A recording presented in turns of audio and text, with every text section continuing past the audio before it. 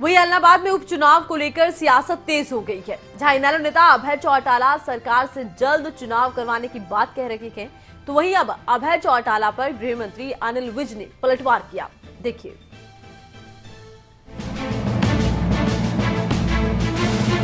हरियाणा में ऐलनाबाद उपचुनाव को लेकर सियासी पारा चढ़ चुका है। चुनाव कब होने हैं, अभी ये तो फैसला नहीं हुआ है, लेकिन उपचुनाव पर सियासत जरूर शुरू हो गई है। जहां एक तरफ इनेलो सुप्रीमो ओपी चौटाला की रिहाई को इनेलो अपने बड़े फायदे के तौर पर देख रही है, तो वहीं इनेलो नेता अभय सिंह चौटाला इन दिनों पार्टी संगठन को मजबूत करने में जुटे हुए हैं। अभय चौटाला ने सरकार से उपचुनाव जल्द करवाने की बात रखी थी और चुनाव को लेकर सरकार की मंशा पर भी सवाल खड़े किए थे। ऐलनाबाद का उपचुनाव हो जाए और जिस दिन ऐलनाबाद के उपचुनाव में सरकार में जो लोग कैंडिडेट बनकर के आएंगे, जिनकी जमानत जब्त हो जाए, उसके बाद इस सरकार का पतन शुरू हो जाएगा। मैं गारंटी के साथ कह सकता हूँ ये बात कि तख्ता पलट से इस चुनाव से घोषित होते ही सरकार की उल्टी गिनती शुरू करा दूंगा और जैसे इलेक्शन के नतीजे आएंगे सरकार का इस हाशिए पे लाके खड़ा कर देंगे। हमें हुड्डा के पास तो 30 एमएलए थे, वो तो सरकार का कुछ बिगाड़ नहीं सकता, लेकिन आईएनएलडी का एक विधायक जो चुन करके जाएगा वो सरकार की चूड़ हिला देगा। इस सरकार का तख्ता पलट करने में बड़ी भूमिका निभाएगा।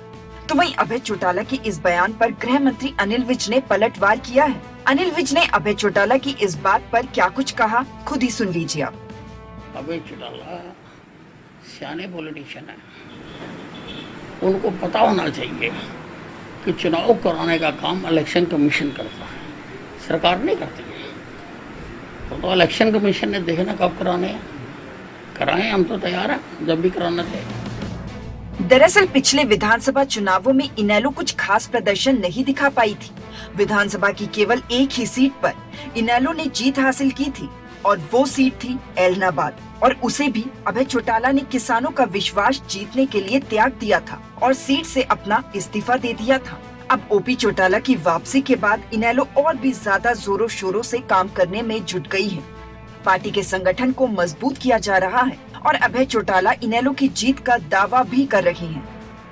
ऐलनाबाद के उपचुनाव को लेकर अभी इलेक्शन कमीशन की तरफ से कोई भी घोषणा नहीं की गई है, लेकिन इसको लेकर सियासत जरूर तेज हो चुकी है।